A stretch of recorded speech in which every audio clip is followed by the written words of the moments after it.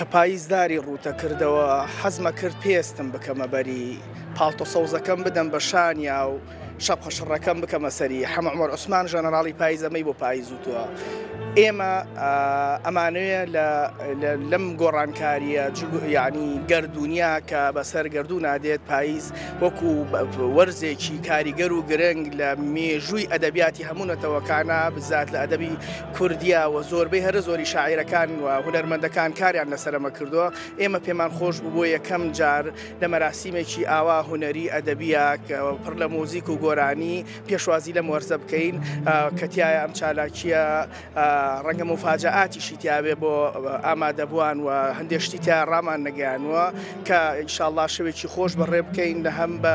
ئەو شیعرانەی کە بۆ پاییز و نووسراون نەخوێنرێنەوە هەم ئەو گۆرانیانەی بۆمە پاییز وتراون پێشکەشەکرێن هەم مۆزیکی تایبەت و لە ناوی شار ڕێزینانی تایبەت و نرخاندنی گەورە هەیە بۆ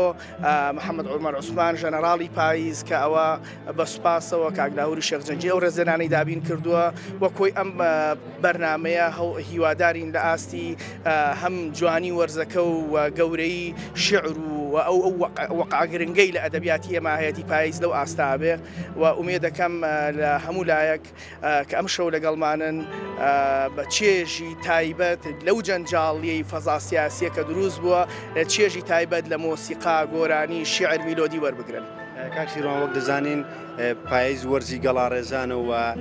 دەتوانین بڵێن شیوەنی دار و درەخت و گوڵەکانە. ئێوە چۆن دەتوانن با بڵێن ئەم شەوە بەو شێوەیە وەسفکەن لە شاری سلێمانی و لە پایتەختی ڕۆشنبیری هەرێمی کوردستان؟ لە ڕاستی سلێمانی بۆ خۆ شارێکی زیندووە بۆ هەموو وەرزێ بۆ هەموو ڕۆژێ بۆ هەموو شەوێ قسەی خۆی هەیە پامی خۆی هەیە بۆ پاییزیش بە دڵنیایی چۆن شاعیرەکانی شعری پێشکەش کردوون و مۆزیسیانەکان مۆزیکان پێشکەش کرد و میلۆدیان پێشکەش کردوون. ئێمەش وەکو سەنتەری هاوبەشی لۆر ئەم شەوان بۆ ئەڕازێنینەوە ئەم شەوە زیندووتر ئەەکەینەوە و بەرزتر ڕای ئەگرین و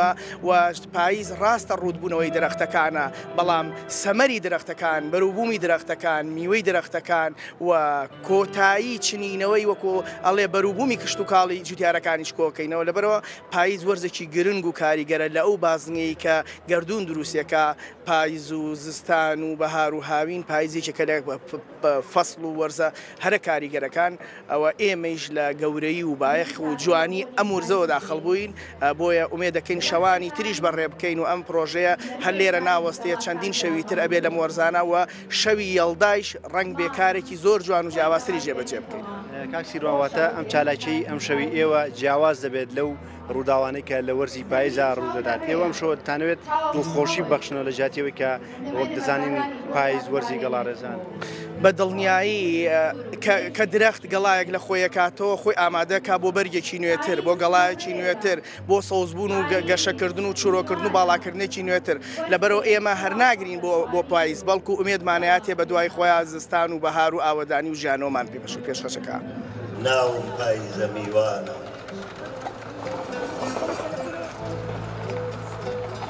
بەو دەستیان شەوانە خەرمانە لە ڕۆحی تاریکدا ئەچێنم و بەم دەستیان ڕۆژانە تان و پۆم لە ڕێزەی ڕێژنە ئەچنم و سەریشم قوبەیەک لە گەڵای خەزانە